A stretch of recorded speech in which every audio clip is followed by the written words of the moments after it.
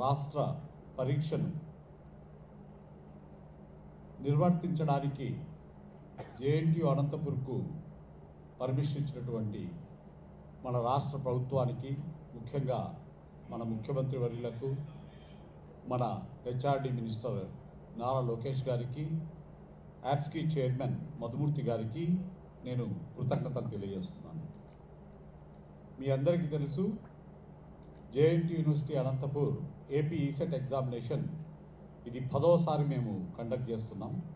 గత 9 పర్యాయాలు ఎంతో విజయవంతంగా ఏపీ ఈసెట్ ఎగ్జామినేషన్ కండక్ట్ చేసినటువంటి ఘనత ఈ యూనివర్సిటీకి ఉంది. సో ఈసారి కూడా ఏపీ ఈసెట్ ఎగ్జామినేషన్ను ఎటువంటి ప్రాబ్లమ్స్ లేకుండా విద్యార్థులకు అత్యంత అనుకూలంగా ఈ పరీక్ష నిర్వహించడానికి అన్ని ఏర్పాట్లు చేయడం జరుగుతోంది. ఇప్పటికే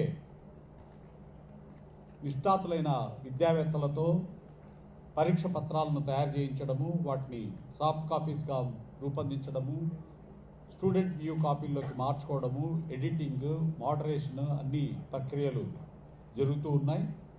ఇవి సమయానికంతా పూర్తి చేసి పరీక్ష నిర్వర్తించడానికి మా కన్వీనర్ గారు అన్ని ప్రయత్నాలు చేస్తున్నారు.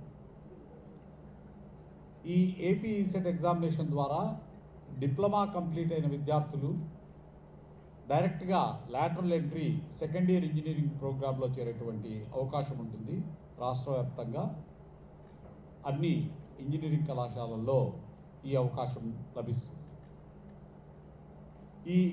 ఈ సంవత్సరం 2025 గాను ఏపీ ఈసెట్ ఎగ్జామినేషన్ 14 బ్రాంచుల్లో మనము మే 6వ తేదీ నిర్వర్తిస్తున్నాం.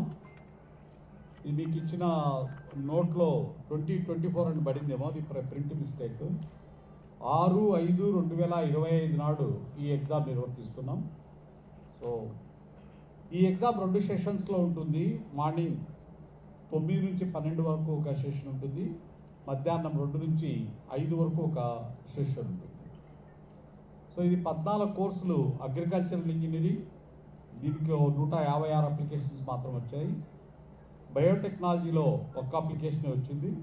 బీఎస్సీ మ్యాథమెటిక్స్కు 45, సెరామిక్ టెక్నాలజీకి 3, కెమికల్ ఇంజనీరింగ్కు 308, సివిల్ ఇంజనీరింగ్కు 3050 అప్లికేషన్స్, కంప్యూటర్ సైన్స్ అండ్ ఇంజనీరింగ్కు అత్యధికంగా 11,029 అప్లికేషన్స్, ఎలక్ట్రికల్ అండ్ ఎలక్ట్రానిక్స్ ఇంజనీరింగ్లో 5,868 అప్లికేషన్లు, ఎలక్ట్రానిక్స్ అండ్ కమ్యూనికేషన్ ఇంజనీరింగ్లో 9,416 అప్లికేషన్స్,